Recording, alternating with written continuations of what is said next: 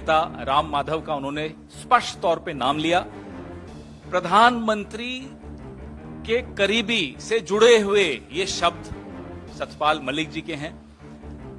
इस इंटरव्यू में तो उन्होंने पूरा खुलासा करके नाम लिया है। 2021 में उन्होंने सिर्फ इतना कहा था कि आरएसएस के एक वरिष्ठ नेता मेरे पास आए थे और कोई डील लेकर आए थे। 2021 में जब इन्होंने ये खुलासा किया, अक्टूबर 2021 की बात थी कि 300 करोड़ रुपए की घूस की पेशकश आरएसएस के एक वरिष्ठ पदाधिकारी ने उनको की थी। तब राम माधव ने आगे बढ़कर कहा था कि ये इशारे में मेरे लिए कह रहे हैं, मैं कानूनी कार्रवाई करूंगा। आज 2023 की अप्रैल है, क्या कानूनी कार्रवाई की राम माधव ने?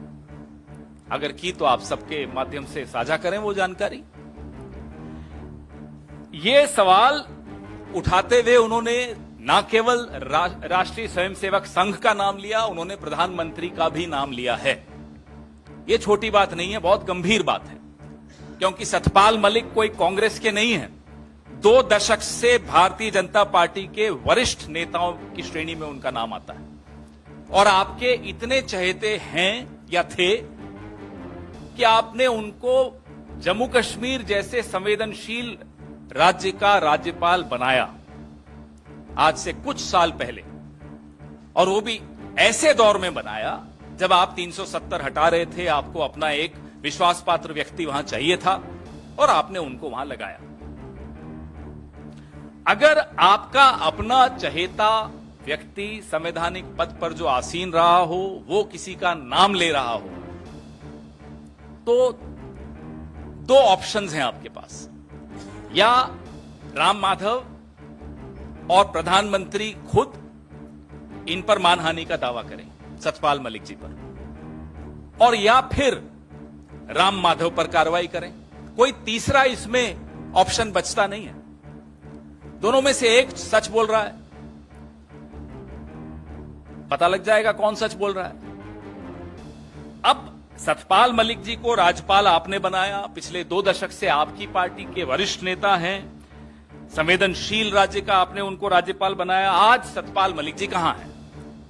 आज सतपाल मलिक जी अपने निजी घर में दिल्ली में एक पीएसओ लेकर बैठे हैं। जम्मू कश्मीर का पूर्व राज्यपाल एक पीएसओ लेकर दिल्ली के निजी घर में रहता हूं। नहीं तो आजकल तो कुछ गुलाम भी हैं जो आपकी पार्टी के भी नहीं हैं, परोक्ष रूप से तो नहीं है। उनको Z+ सिक्योरिटी दे रखी है, उनको साउथ एवेन्यू में बढ़िया सा बंगला दे रखा है।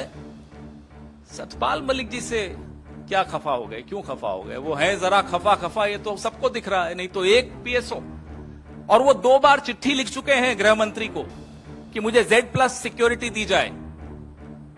कोई जवाब नहीं, कोई सुरक्षा नहीं। तो एक तरफ गुलाम नबी आजाद और दूसरी तरफ सतपाल मलिक जी। तुलना कीजिए, एक भाजपा का वरिष्ठ नेता, आपका चहेता, आपकी चॉइस थी, आपने उनको जम्मू कश्मीर का राज्यपाल बनाया। आज उनको आप सुरक्षा तक नहीं देते। नहीं तो जम्मू कश्मीर में तो कोई डॉक्टर किरण पटेल नाम के एक ठग को भी Z+ दे दी थी आपने। तो सतपाल मलिक जी ने ऐसा क्या कर दिया कि उनको आज सजा दी जा रही है? किस बात की सजा दी जा रही है? हम ये सवाल पूछना चाहते हैं। क्या सतपाल मलिक जी को ये फाइलें नहीं क्लियर करने की सजा दी जा रही है? कौन सी फाइलें हैं? इंश्योरेंस की एक स्कीम की फाइल है जिसके बारे में वो इस इंटरव्यू में बता रहे हैं, जिसमें 300 करोड़ की घूस की पेशकश आरएसएस के पदाधिकारी द्वारा इन्हें की गई थी। अब इन्होंने आरएसएस के पदाधिकारी का नाम भी खोल दिया।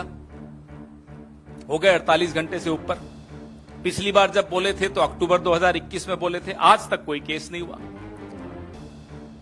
तो कौन इस बात को दबा रहा है? कौन इस बात से डरा हुआ है? कौन इस बात की सजा सतपाल मलिक जी को दे रहा है?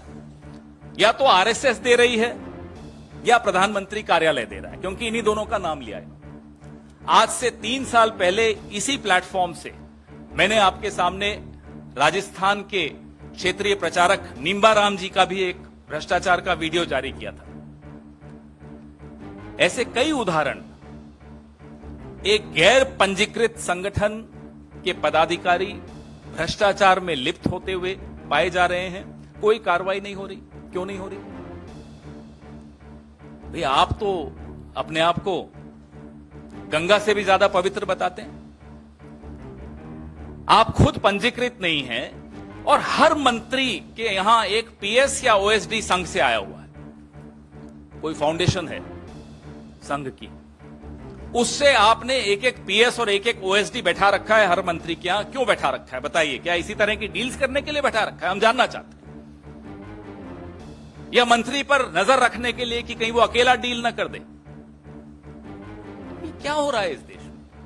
आपने चुना, जिन्होंने भी 36-37% लोगों ने भारतीय जनता पार्टी को चुना इस देश के, कि by one get one free की कोई स्कीम चल रही थी कि साथ में आरएसएस भी आएगी और वो डील्स करेंगे यहां 300 करोड़ 200 करोड़। क्या है ये? तो हम प्रधानमंत्री को सीधे खुले मंच से चुनौती देते हैं कि अगर सतपाल मलिक जी की बात सही है तो सीबीआई और ईडी और इनकम टैक्स और जितनी एजेंसीज हैं उनको राम माधव का पता आपके पास अगर नहीं हो तो हमसे ले लीजिए, भेजिए उनके दरवाजे पर दस्तक देने। और प्रधानमंत्री से जुड़े हुए और कौन से लोग हैं जिनके बारे में सतपाल मलिक जी इस इंटरव्यू में कह रहे हैं, उन सबके खिलाफ कार्रवाई होनी चाहिए। आपने तो उल्टे सतपाल मलिक को ही सजा दे दी, उनकी सुरक्षा छीन ली, उनसे नौकरी छीन ली, घर बैठा दिया। और अगर सतपाल मलिक जी झूठ बोल रहे हैं तो उनके खिलाफ मानहानि का दावा राम माधव भी करे, संघ भी करे और प्रधानमंत्री कार्यालय भी करे, क्योंकि तीनों बदनाम हो रहे हैं। यह खुली चुनौती है और अगर इस चुनौती पर ये चुप हैं तो आप समझ लीजिए कि जिसको सजा देनी थी उसको सजा दे दी, जिसको बचाना था उसको बचाया जा रहा है। इसी मुद्दे पर आपके सवाल हों तो कृपा रहेगी। मुझे मालूम है आप लोग बड़े आतुर हैं कुछ और बात करने के लिए।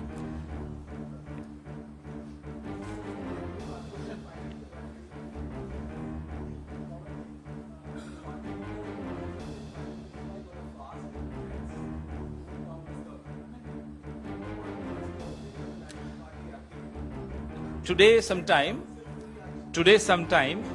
Mr. Jairam Ramesh, General Secretary in charge of the Communication Department, will be issuing a statement.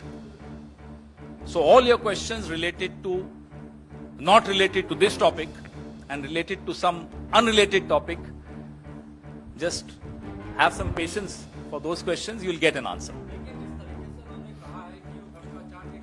Hindi में बता देता हूं। जो भी आपके सवाल हैं, जो इस